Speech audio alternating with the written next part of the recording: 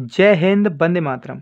स्वागत है आप सभी विद्यार्थियों का मिड पॉइंट क्लास में। कैसे हो आप सब? मैं उम्मीद करता हूँ आप और आपका परिवार बहुत अच्छा होगा। आज हम पढ़ाएंगे आपको प्रकाश संश्लेषण। प्रकाश संश्लेषण के में जितने भी क्वेश्चन बनते हैं सारे क्वेश्चनों पर डिस्कस करेंगे हम। जैसे सबसे ज़्यादा किस रंग में हमारा प्रकाश संश्लेषण की प्रक्रिया सबसे तेज होती है और किस में सबसे कम होती है, और इसमें एक मोस्ट क्वेश्चन बनता है हमारा सोलराइजेशन, वो क्या होता है उसके बारे में बताएंगे। और इसमें जो समीकरण इसका बनता है उसको भी बताएंगे, किस तरह से होता है उसके भी डिस्कस करेंगे। हम स्टार्ट करते हैं। जैसा कि हमें दिया है प्रकाश संश्लेषण। प्रकाश मीन्स होता है प्रकाश, और संश्लेषण अवशोषित करना। सबसे पहले देखो हमारे जो लिखा है यहाँ प्रकाश, तो प्रकाश के बारे में पहले लिख दें, फिर उसके बारे में बताएंगे। जैसे प्रकाश संश्लेषण क्या होता है तो लिखेंगे पहले प्रकाश संश्लेषण। प्रकाश संश्लेषण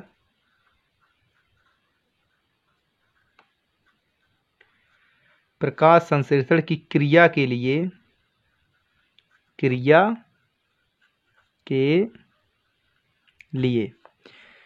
के लिए प्रकाश, यहाँ लिखेंगे हम प्रकाश एक महत्वपूर्ण कारक है। प्रकाश एक महत्वपूर्ण कारक है। इससे हमें समझ में आ रहा होगा कि प्रकाश संश्लेषण में प्रकाश की जरूरत पड़ती है। प्रकाश आता कहाँ से है तो आता हमारा सूर्य से। कहाँ से आता है? हमारा सूर्य से। और सूर्य का जब प्रकाश आता हमारा सूर्य से, एक हमारा पॉइंट बनता है, पहले लिख लें इसे, पौधे तथा पर्णहरिम। तो यहाँ लिखेंगे हम और न तथा लिखो यहाँ पर, तथा पौधे और पर्णहरिम। और देखो पौधे और पर्णहरिम क्या होता है? हरित लवक, जो उसकी पत्तियों में पाया जाता है। पर्णहरिम तथा सूर्य का प्रकाश, और तथा मतलब सूर्य का प्रकाश,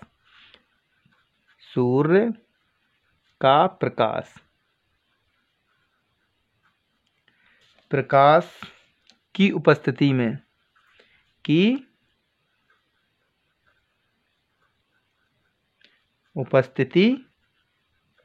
में सूर्य की उपस्थिति में कार्बन डाइऑक्साइड तथा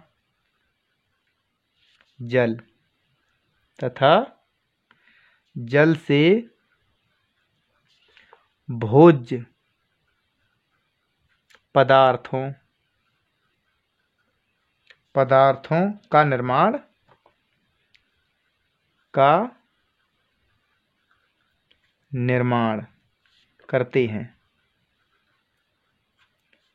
हैं।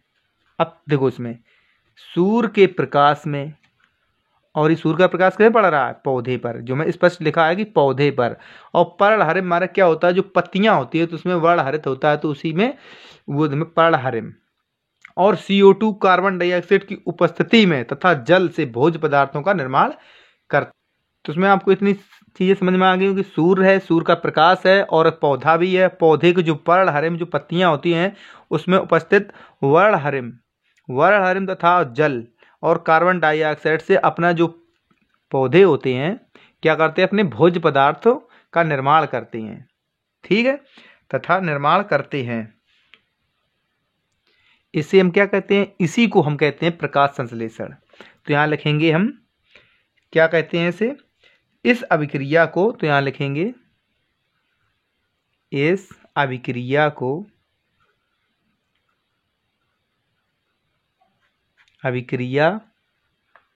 को प्रकाश संश्लेषण कहते हैं। क्या कहते हैं हम? प्रकाश संश्लेषण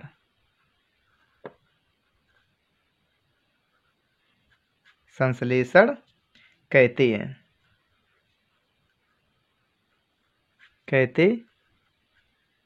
हैं। अब देखो इसमें पॉइंट बनता हमारा, किस प्रकाश रंग में सबसे ज्यादा प्रकाश संश्लेषण की दर सबसे अधिक होती है। तो इस पॉइंट को किस रंग में होती है तो इसके बारे में डिस्कस कर लेते हैं। तो किस में होती है? लाल, यहाँ पर लिखेंगे लाल, और नीले रंग के प्रकाश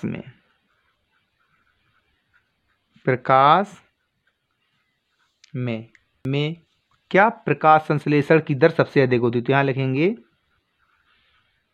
प्रकाश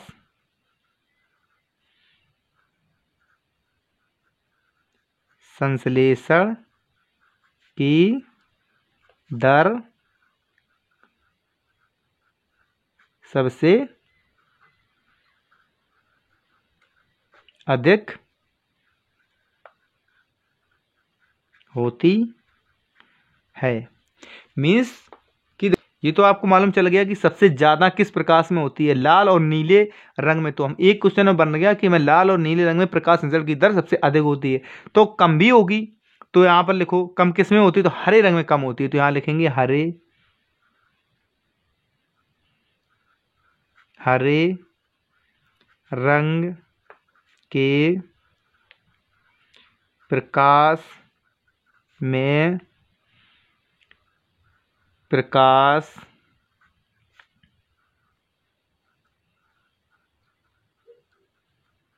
संश्लेषण की दर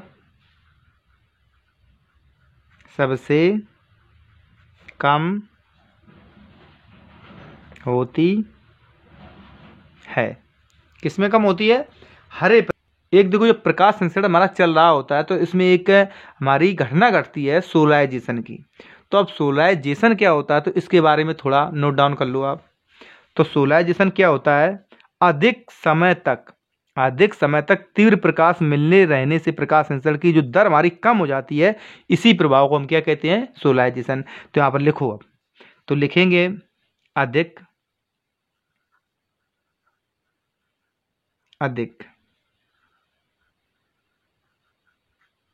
अधिक समय तक तीव्र।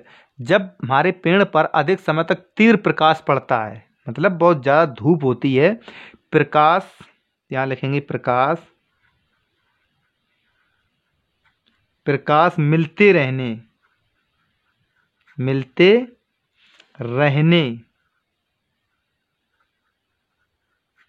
रहने से प्रकाश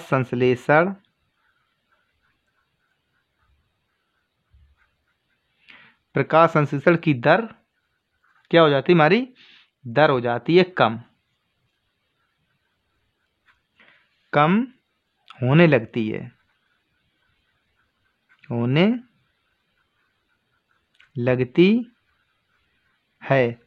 इसी घटना को, इसी प्रभाव को हम क्या कहते हैं? तो यहां लिखेंगे हम इस प्रभाव को क्या कहते हैं? हम सोलराइजेशन। तो अब देखो सोलराइजेशन का आपका कॉन्सेप्ट क्लियर हो गया। क्या कहते हैं हम? सोलराइजेशन।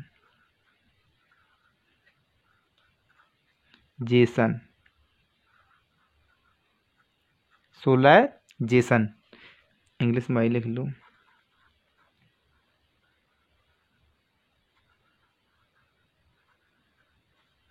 सोलराइजेशन कहते हैं। अब देखो प्रकाश संश्लेषण के जो हमारा चैप्टर वो क्लियर हो रहा था, तो उसमें क्या हुआ है, हमें सोलराइजेशन भी मिल गया और इसमें किसमें सबसे ज़्यादा होती है, सबसे कम होती है। अब हमारा इसे तो हम कहते हैं सोलराइजेशन। एक हमारा एक टॉपिक बनता है, अब हम जाएंगे कि हमें जो हमारा समीकरण कैसे बनता है, तो उस पर थोड़ा फोकस कर लें। तो यहाँ आप लिखिए प्रकाश संश्लेषण, तो यहाँ लिखेंगे हम प्रकाश संश्लेषण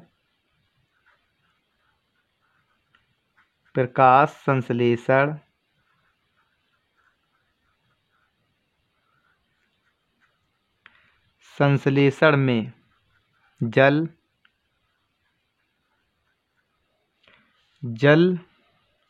का प्रकाशित ऑक्सीकरण होता है। हमारा जल का क्या होता है? प्रकाशित ऑक्सीकरण, और कार्बन डाइऑक्साइड का अप्रकाशित ऑक्सीकरण। तो यहाँ लिखेंगे जल का प्रकाशिक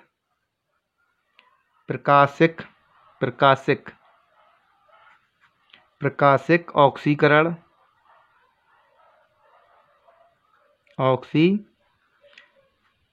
अवकरण तथा CO2 मीन्स कार्बन डाइऑक्साइड का अप्रकाशिक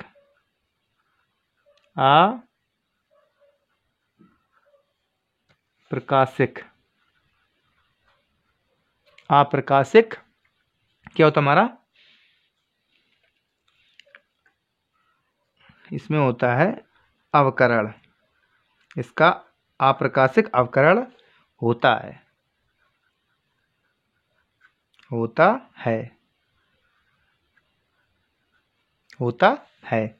देखो और क्या बनते हैं इसके, कार्बनिक यौगिक बनते हैं। और क्या बनते हैं इसके हमारे कार्बनिक यौगिक, तो यहां लिखेंगे हम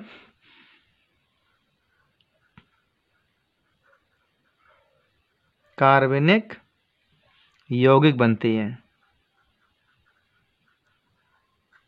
यौगिक बनते हैं। और क्या होता हमारा, और O2 मीन्स ऑक्सीजन मुक्त होती, इसमें ऑक्सीजन क्या होती हमारी, मुक्त होती है,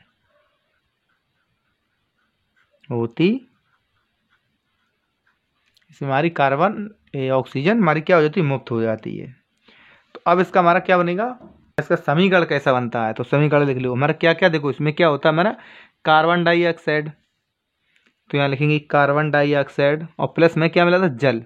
यहाँ क्या मिला था हमें, कार्बन डाइऑक्साइड और प्लस जल। तो यहाँ लिखेंगे कार्बन डाइऑक्साइड का हमारा फॉर्मूला क्या होता है,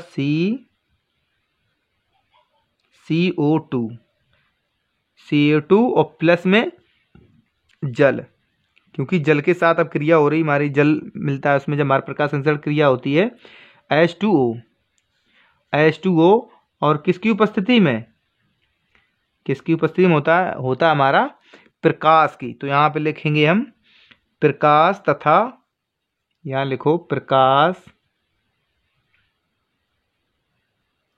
तथा, क्योंकि प्रकाश से ज्यादा पेड़ हमारे क्या था, वर्णहरिम। तो यहाँ लिखेंगे वर्णहरिम, लिखेंगे पर्णहरिम,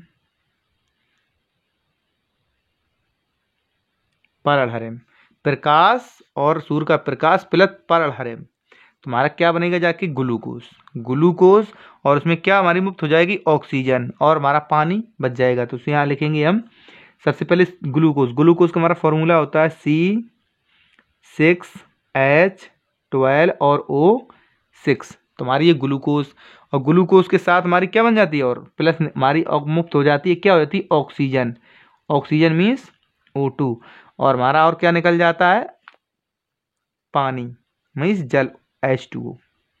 अब इसको बैलेंस कर लो, तो बैलेंस तो यहाँ पर कितना हो जाएगा, यहाँ डायरेक्ट कर लो, यहाँ 6, यह आ जाएगा 12, और इस जगह हमारा 6, यह हो जाएगा 6O2, और ये हमारा हो जाएगा 6H2O। ठीक है, आपका प्रकाश संश्लेषण का जो भी कॉन्सेप्ट होगा क्लियर हो गया होगा। प्रकाश संश्लेषण क्या होता है, सोलराइजेशन क्या होता है, और सबसे ज़्यादा किसमें होते हैं, हमारे कितने कॉन्सेप्ट क्लियर हो गए, 3-4 कॉन्सेप्ट आपके क्लियर हो गए प्रकाश संश्लेषण से। यदि आपको वीडियो अच्छी लगे तो वीडियो को लाइक एंड शेयर करें। आप चैनल पर नए हो तो चैनल को सब्सक्राइब करें। आपको मिलेंगे अब नेक्स्ट वीडियो में किसी नेक्स्ट टॉपिक के साथ। Thank you.